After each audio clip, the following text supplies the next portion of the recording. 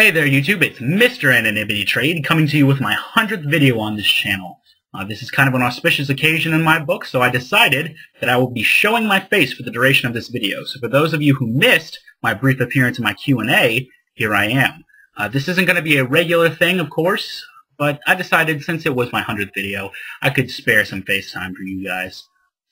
In the proud tradition of video making I've been seeing lately, Roxaboxen took off his overshirt, and Milo has promised a nude trade confirmation. I'm not wearing pants. Of course, I'm not going to show you that, but this is a family show. I wanted to go ahead and take this opportunity to reflect upon my first 100 videos in the community, kind of go over some of the things I've seen, some things I'm really happy about, and some things that I think we can improve.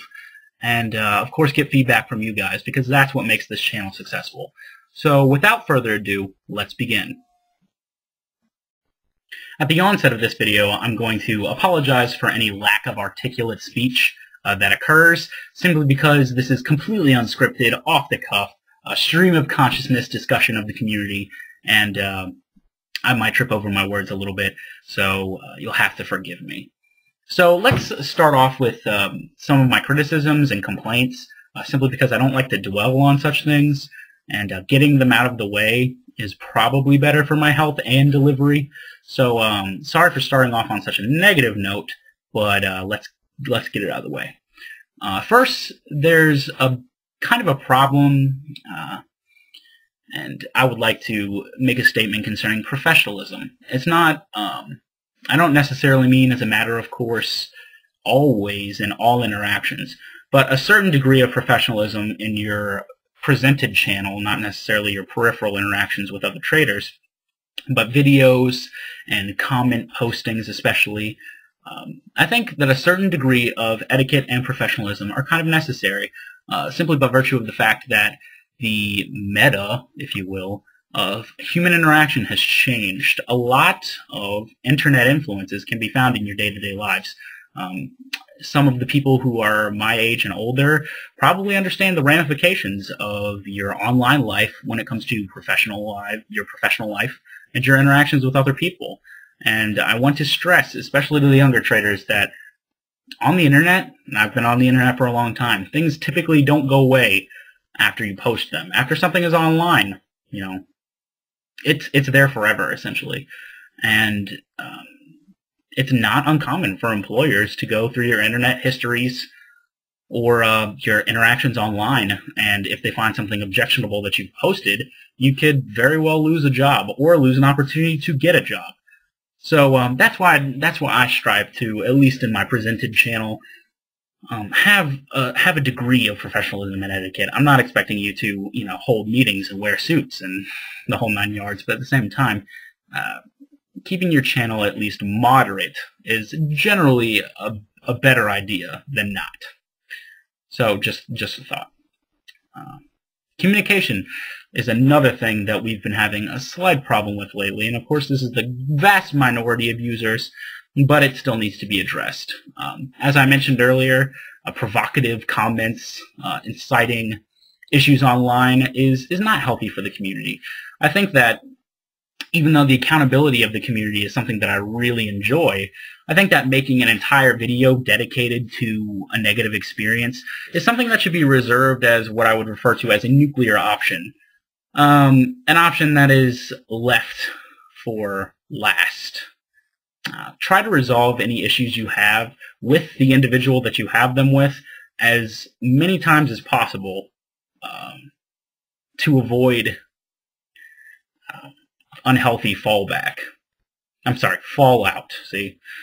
Fallout from any situation, because regardless of how in the right you are, you're always going to attract the negative attention.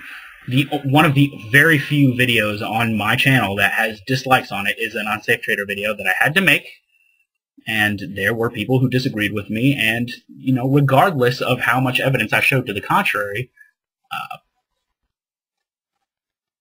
even something that was slowly approached garnered criticism and negative impacts for my channel, and so I would stress to you that that should be your last option.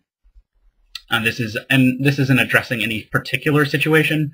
This is just a general rule. I think that's best applied. Update your channel information. You know, sounds like an obvious thing, but a lot of people have been having issues with it lately. I'll go to trade with someone, and they'll say, I have a card you're interested in, check my wants, and I'll check their wants, and their wants are out of date. It'll be a complete list of things that they don't want anymore, they want completely new things, and they just fail to inform me, and so it just gums up the works. It's a matter of efficiency. Just as you receive cards that you want, and as you trade with people and they're safe, put it on your channel. It's a pretty obvious thing, and you know, just a little bit of maintenance on your part. I'm not expecting you to live on the internet, but maintaining those lists is always really helpful for us other traders. Trade proposals. This is something I've been dealing with for a while, and I think it's a perfect time to address it now. Whenever I propose a trade to someone, with very few exceptions, I'm fairly certain that almost anyone I've tried to trade with or traded with can attest to this. My typical format is to have the subject line as potential trade, and then it'll be something akin to, here's what I have that you want, here's what you have that I want, you know, let's work something out, blah, blah, blah. So, you know, the ball is always in their court, which is what's important. A trade proposal is a request. I'm tired of receiving messages, and this might be immature of me, a personal qualm about trading, but whenever I receive a trade proposal that is something to the effect of, I have this, and you are going to trade me these cards, it sets me on edge. It makes me not want to trade with you when you tell me that that's the deal, that I'm going to trade these cards. And typically the people who do that are also resistant when I rework the deal. And as a rule, I think, I'm going to stop trading with people who do that. So if you send me a trade proposal in that format, I'm likely not going to trade with you. It's just, not only is it arrogant, it's irritating, and it leaves a sour taste in my mouth. And like I said, I could be being immature about that, but it's a personal preference, so what are you going to do? And kind of my last complaint, it's not really a complaint, it's just something I've been noticing a lot lately. There have been a lot of giveaways lately, and that's not necessarily a bad thing. I love a good giveaway. I don't enter them as often as I used to, but there are still a couple that catch my eye. I actually just recently won a giveaway, so I was pretty happy about that. But and this is of course not addressing any channels like my own that are sponsored. Giveaways are kind of a necessity there, but just giveaways to garner more subscribers. I understand the desire to have more subscribers, but what keeps subscribers coming back to your channel is regular content. You know, a giveaway will get you subscribers for a while, but what I've been noticing, certain channels have done giveaways and then been slightly alarmed when their subscribers go down afterwards. The reason there is that a giveaway attracts subscribers because it is mandatory to subscribe to enter, and once the giveaway is over, whether or not the person won, sometimes they'll unsubscribe simply because the giveaways are over. And it either lends itself to a complete cycle of doing giveaways constantly or not having a stable number of subscribers. And ultimately, like I said, I understand the attraction of having subscribers, but that's not the ultimate focus of this community. The focus of this community is to build a strong network of people who are safe to trade with so that we can get the stock that we want or need for DEX. You know, that's, when you boil it down, outside of all the peripheral things, that's what we're about. So subscribers are great. You know, you won't catch me complaining about my subscriber base, but, you know, that's not really the ultimate focus. So it's just something to bear in mind.